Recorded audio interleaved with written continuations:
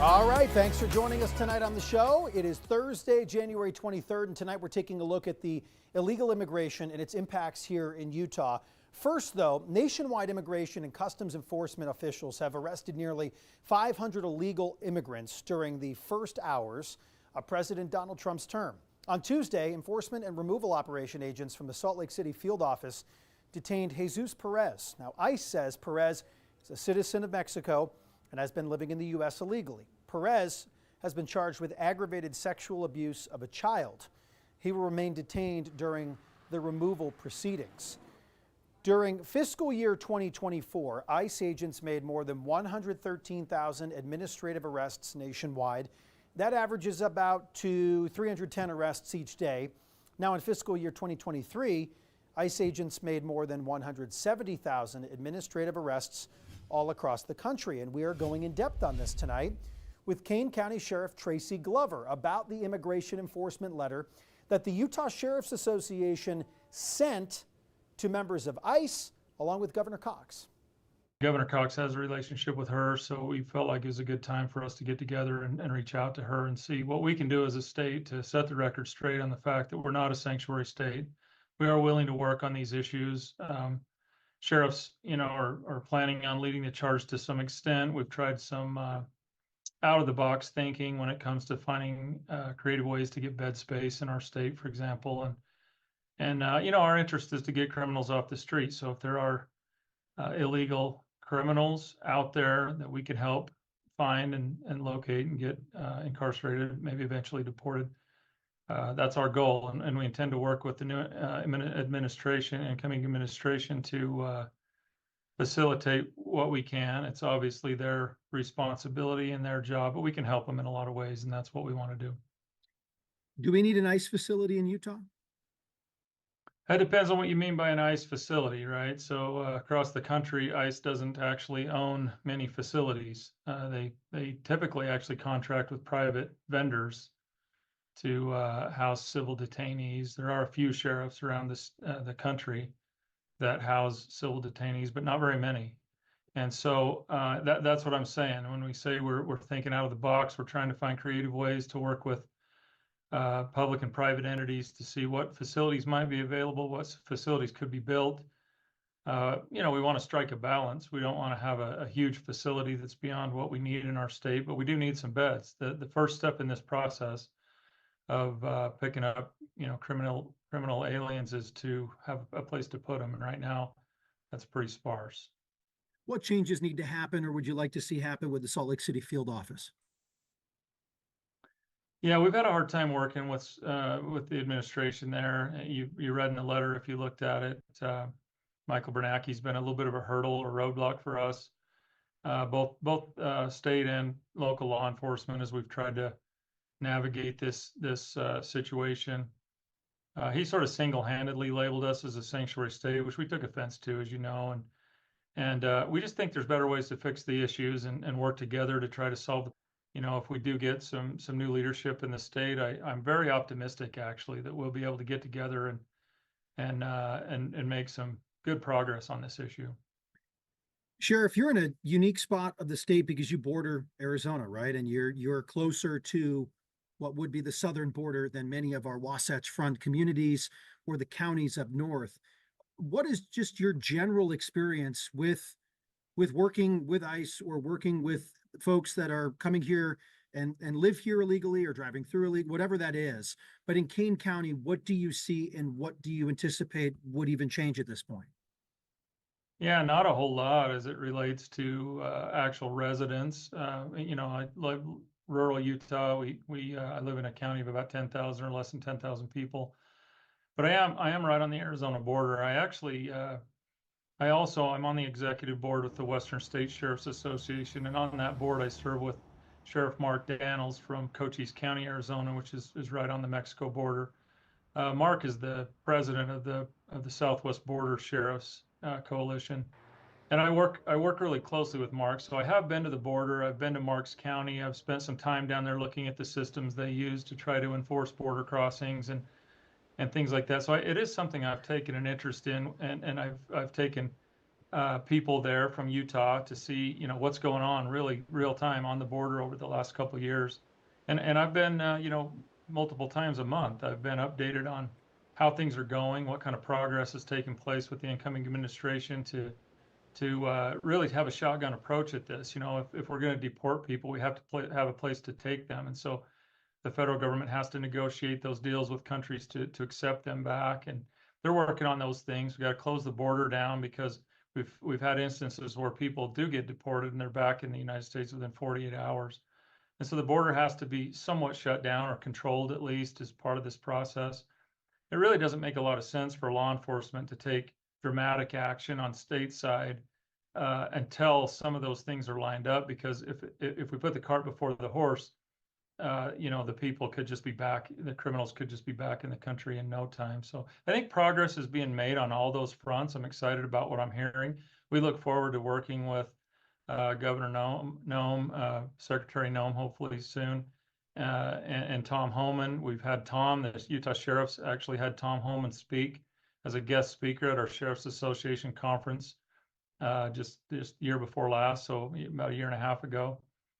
So he's a friend to our association. I do think we can find a lot of common ground on this issue and hopefully make some progress in a positive, constructive way. So Sheriff Glover is the current president of the Utah Sheriff's Association. He is the sheriff of Kane County, which is in southern Utah, a very smaller part of our state. So I wanted to go bigger picture, a little bit more populated, with the past president of the Utah Sheriff's Association. That would be Utah County Sheriff Mike Smith. I asked him about the past in working with the federal government and ICE specifically, and how his agency works alongside or tries to work with them in Utah County.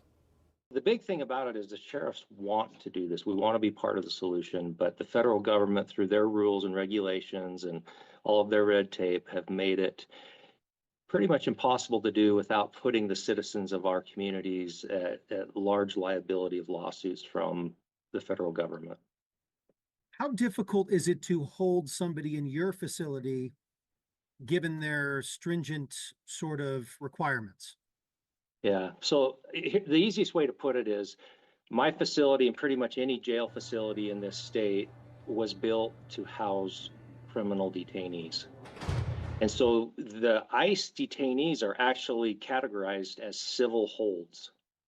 So the civil hold, they're coming with a whole set of different rules, and now you're trying to house them in a facility that was not built to facilitate it.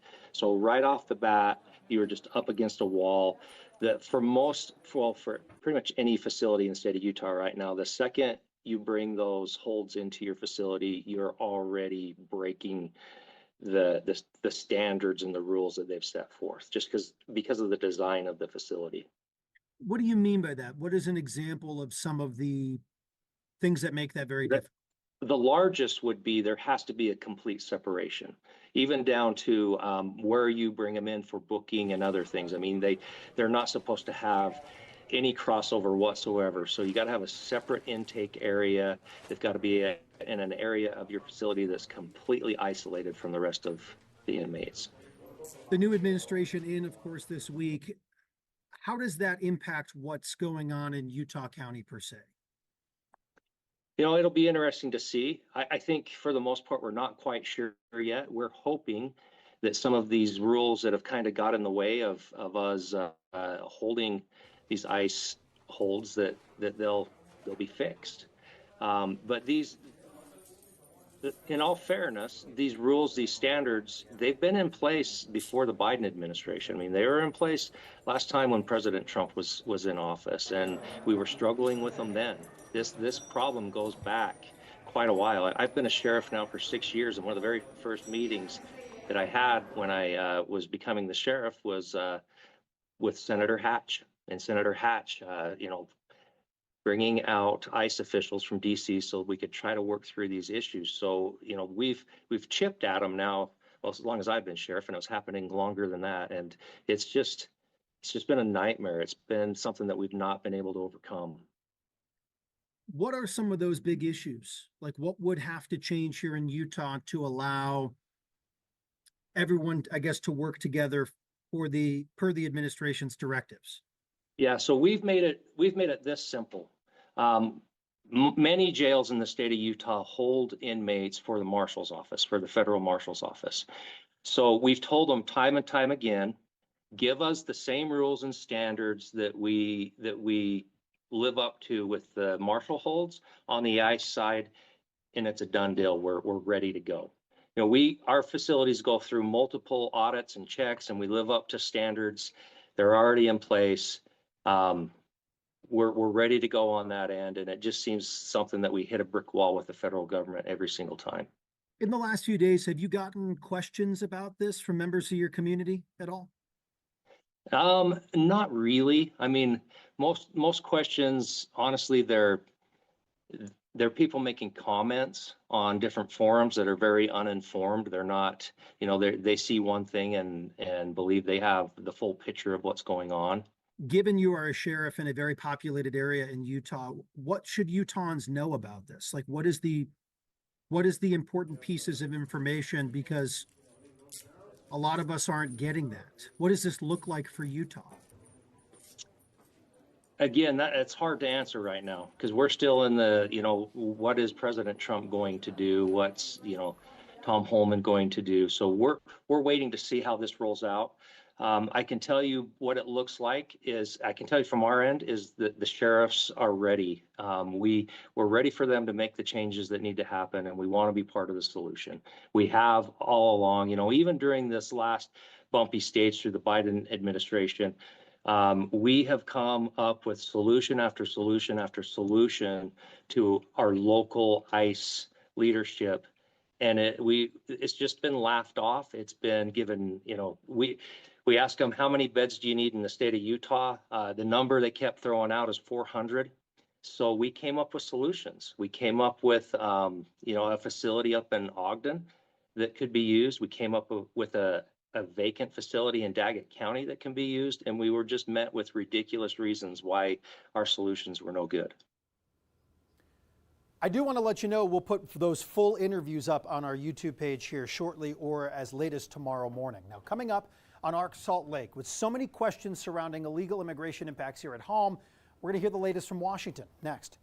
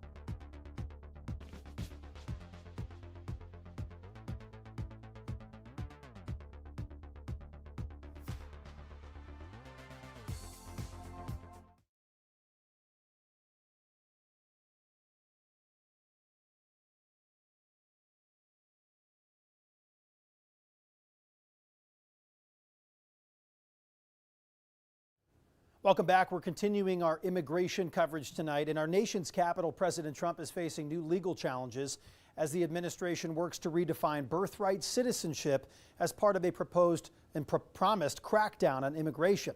CBS News' Natalie Brandt has more.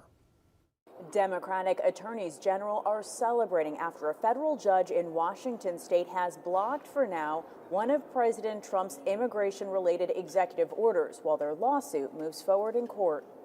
A federal judge is temporarily blocking President Trump's executive order seeking to end birthright citizenship for undocumented migrants. In court Thursday, the judge said, "I've been on the bench for 4 decades. I can't remember anything that presents as clear as this. This is blatantly unconstitutional." Obviously, we'll appeal it. They put it before a certain judge in Seattle, I guess, right?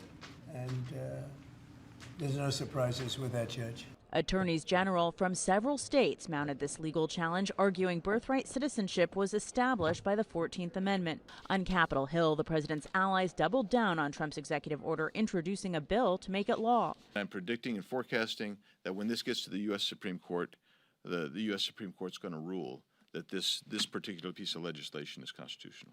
President Trump, speaking virtually to leaders at the Davos World Economic Forum, talked about his increased enforcement at the border. Have deployed active duty U.S. military and National Guard troops to the border to assist in repelling the invasion. CBS News has learned Marco Rubio will likely make his first foreign trip as Secretary of State to Central America to discuss migration and visit Panama, with Trump suggesting he'll retake the Panama Canal.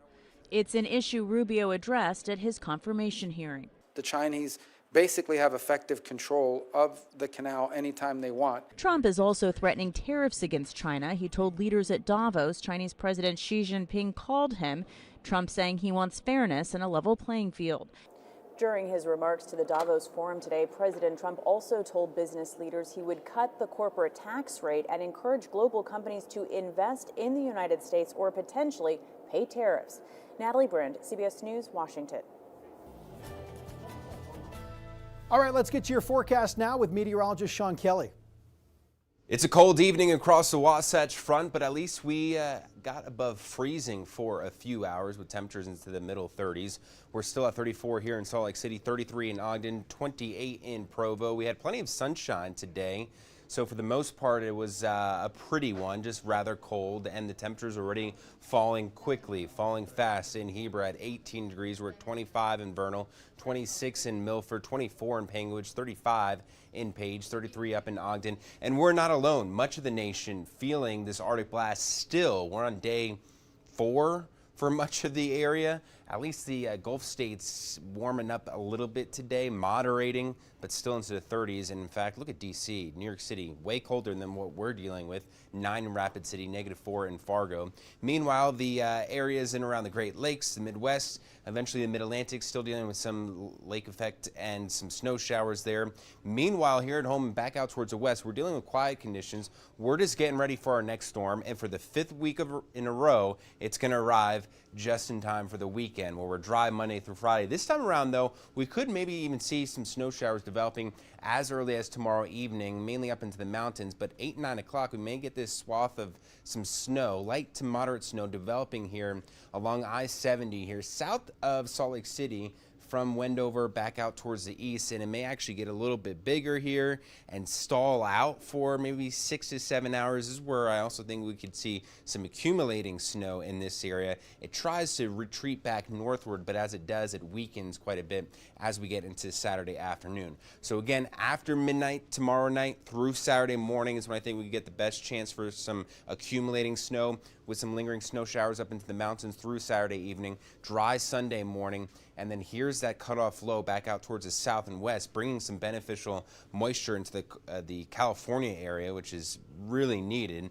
And then we also need that moisture down towards the south and west, and I think we'll start to get it as early as Sunday afternoon, with another round continuing on to Monday. So in terms of snowfall amounts, a couple inches up to the north. Those higher amounts will be south of Salt Lake City, Tooele County, back out towards the east, Draper, Orem, Spanish Fork. This area I think will do fairly well, including Heber. I think Heber up into the Cottonwoods will do the best with that band setting up. again, for that round 2 for the southern half of the state, that will likely end our dry streak, 57 days without any measurable rain or snow in St. George. Tomorrow will be 58, 59 as we make our way into Saturday, and then it'll likely come to an end, if not Sunday, then definitely Monday here with breeze. That will moderate tomorrow, but then we're back down to the 30s with that storm, with chilly conditions for all of next week.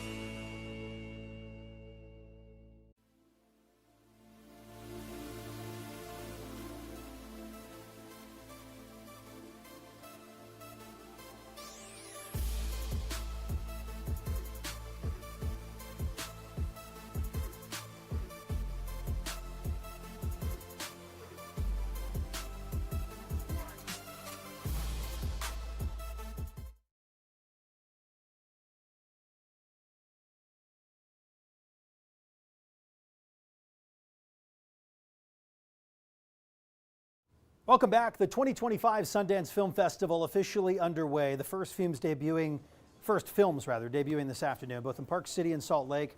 And for the first time, Park City's Main Street is closed to vehicle traffic during the festival, and several of the ticket packages are already sold out. You can still buy single film tickets for $35. And this could be the last Sundance in Park City. Waiting on that, how that shakes out. The city's contract with the film festival expires in 2026. The Super Bowl of Caring is brought to you by Smith's, Mountain Home Services, Rocky Mountain Power, Check City, America First Credit Union, and Ford. Our Super Bowl of Caring is underway to help end child hunger in Utah. Grab your phone right now, even if you're watching online. We'd love you to help out. Scan the QR code on your screen. Go to KUTV.com/donate.